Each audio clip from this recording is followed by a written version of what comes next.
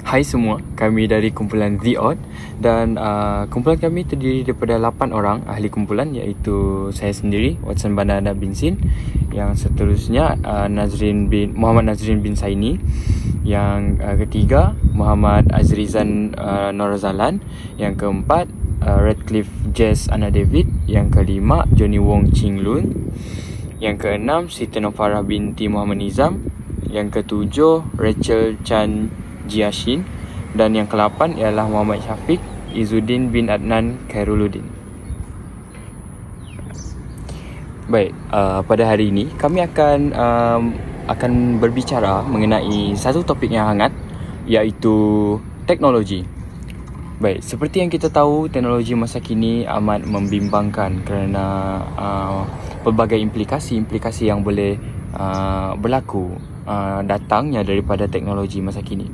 Dan tajuk utama untuk poster kami pada kali ini adalah insan ditelan teknologi.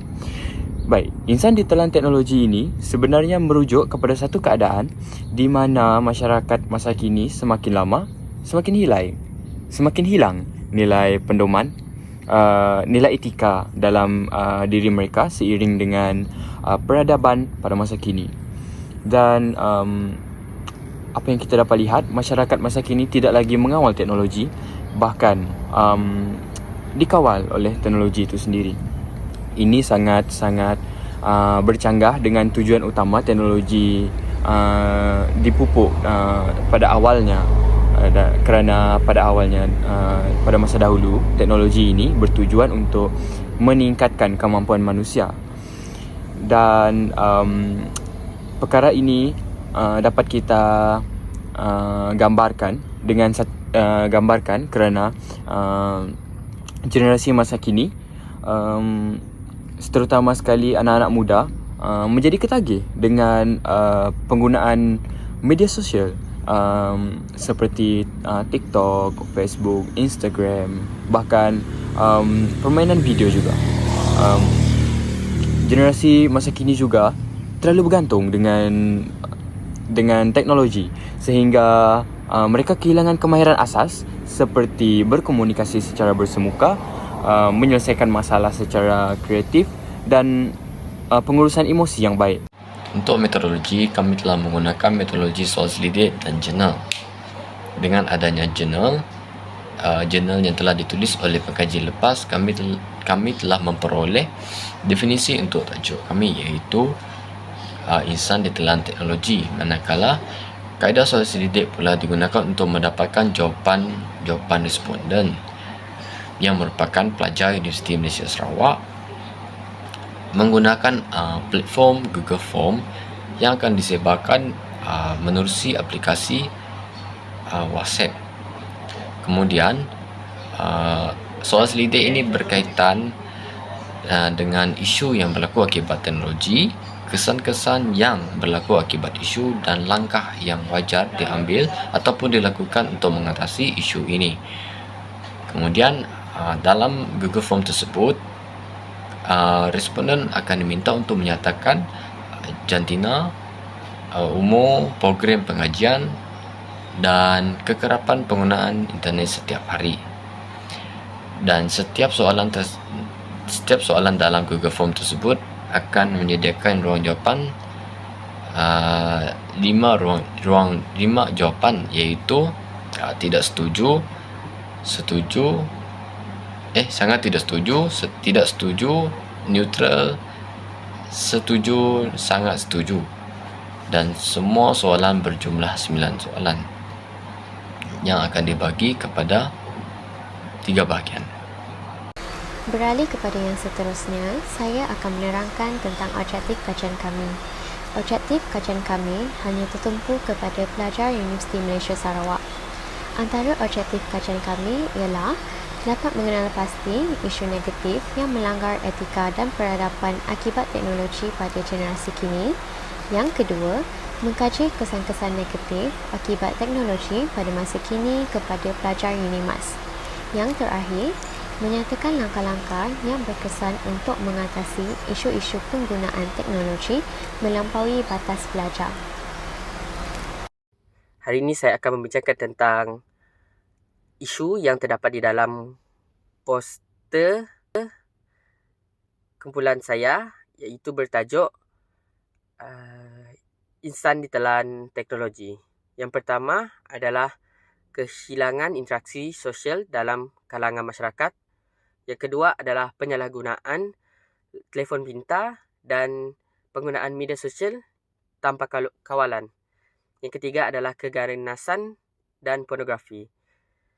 Kumpulan saya telah menyediakan satu analisis graf, iaitu yang pertama adalah penggunaan telefon pintar yang berlebihan menyebabkan generasi muda tidak mampu untuk membezakan perkara positif dan negatif. Yang kedua adalah kandungan negatif seperti keganasan atau pornografi di media sosial boleh membentuk personaliti yang tidak matang. Yang terakhir adalah generasi muda kini lebih cenderung untuk berkomunikasi melalui media sosial berbanding bersemuka. Ketiga-tiga analisis tersebut telah kami dapati melalui Google Form. Sekian, terima kasih. Nama saya Muhammad Nazim bin Saini, memegang nombor metrik 11146, akan menerangkan tentang kesan penggunaan media sosial terhadap generasi masa kini. Yang pertama, kemahiran komunikasi mereka akan terjejas. Pertama, kita dapat lihat bahawa kemahiran berkomunikasi dalam kalangan generasi muda masa kini semakin terjejas. Sebagai contoh, di bahagian bawah kiri, terdapat catatan bahawa generasi kini kurang gemar berkomunikasi secara bersemuka. Ini menunjukkan bahawa mereka lebih selesa berinteraksi di media sosial berbanding berbual dengan orang di sekeliling mereka secara bersemuka. Saya Muhammad Azizan Azlan, memegang metrik 10917, akan meneruskan pengentangan iaitu kesan penggunaan media sosial terhadap generasi masa kini. Jadi kesan kedua ialah pengaruh budaya asing. Pelajar mudah terpengaruh dengan budaya asing, iaitu boleh diterangkan pada grafik bahagian tengah menunjukkan tahap persetujuan responden tentang isu ini. Nilai bagi setuju dan sangat tidak setuju. Nilai setuju dan sangat setuju agak tinggi, menunjukkan ramai pelajar merasakan budaya asing mudah mempengaruhi gaya hidup remaja.